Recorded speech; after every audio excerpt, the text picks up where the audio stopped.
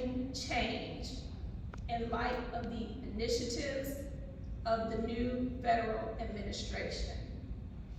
Today, we only have a glimpse of the magnitude of change that is likely to come from our national and state leaders.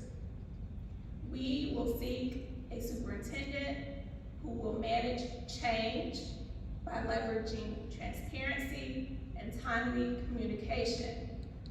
In this present time, it is essential we elevate a GCPS culture of doing things with our community.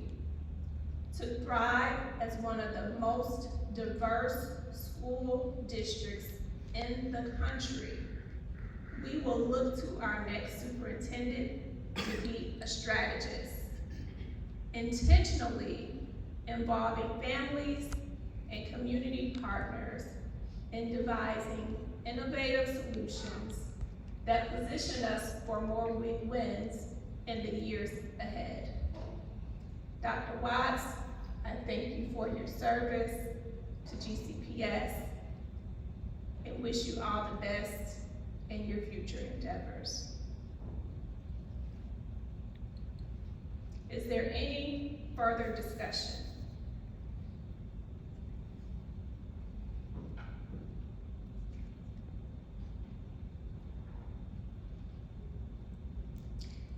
Hearing none, I call for a vote on the motion. Ms. Stone, yea or nay?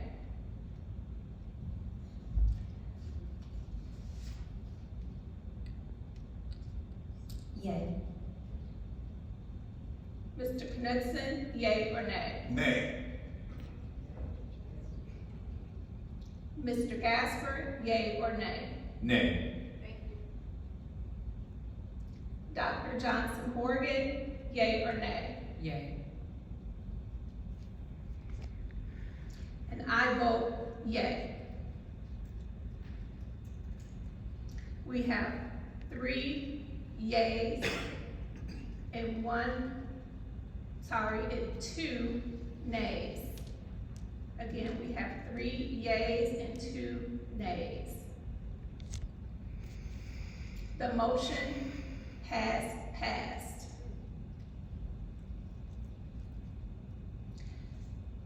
The board met in executive session earlier today to discuss the possible appointment of an interim superintendent who would begin their tenure at the conclusion of Dr. Watts' contract period.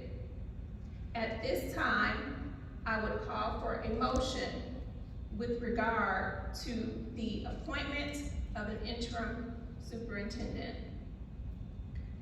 I make a motion that we appoint Dr. L. Taylor as interim superintendent to become effective upon the inclusion of Dr. Watts' contract on April 2nd, 2025, and to continue until April 2nd, 2026, or until such time as the board hires a new full-time superintendent, whichever occurs first, and to direct the board attorney to draft an addendum to contract to provide for such appointment. I have a motion by board member Johnson Morgan. Is there a second?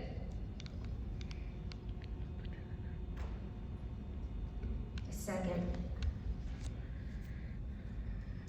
Second made by Ms. Stone. Is there any discussion?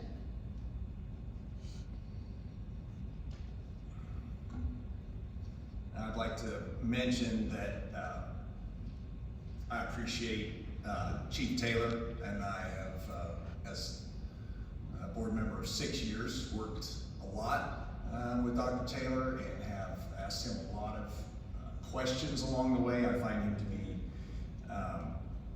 knowledgeable, experienced, and yet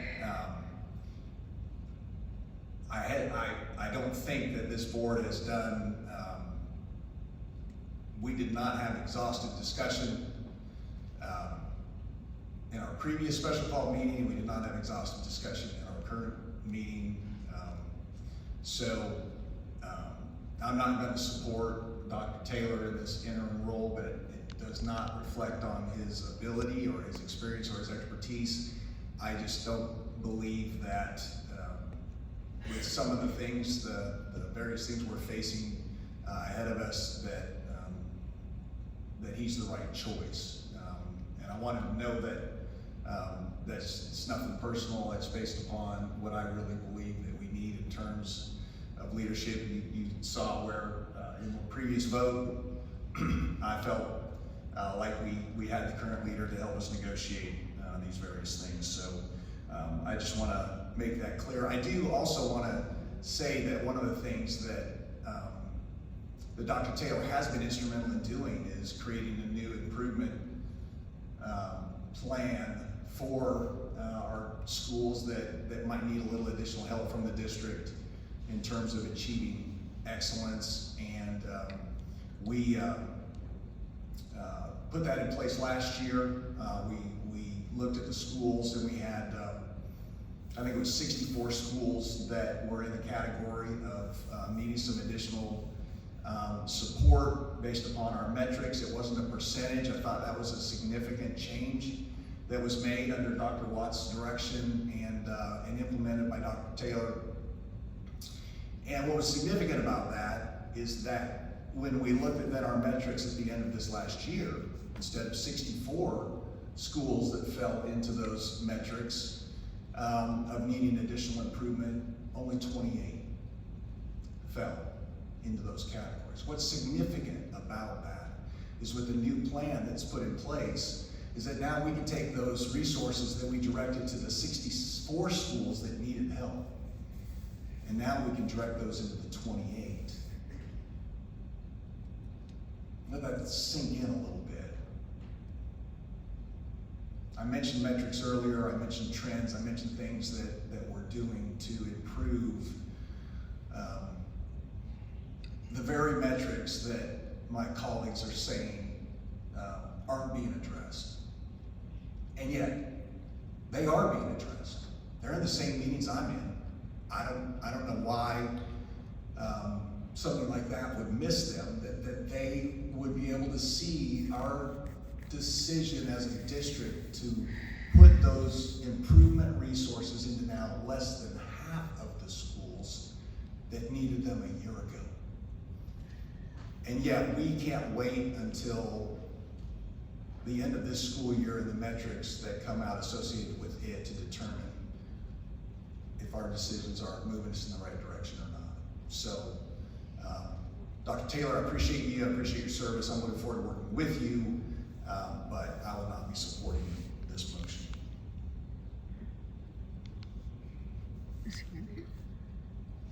So as I clearly didn't support the majority of the board's decision to relieve Dr. Watts of his duties, I feel at this time, Dr. Taylor, I can support his leadership through this time, not knowing him as long as some of my other fellow board members have. I've seen good things, and I plan to support him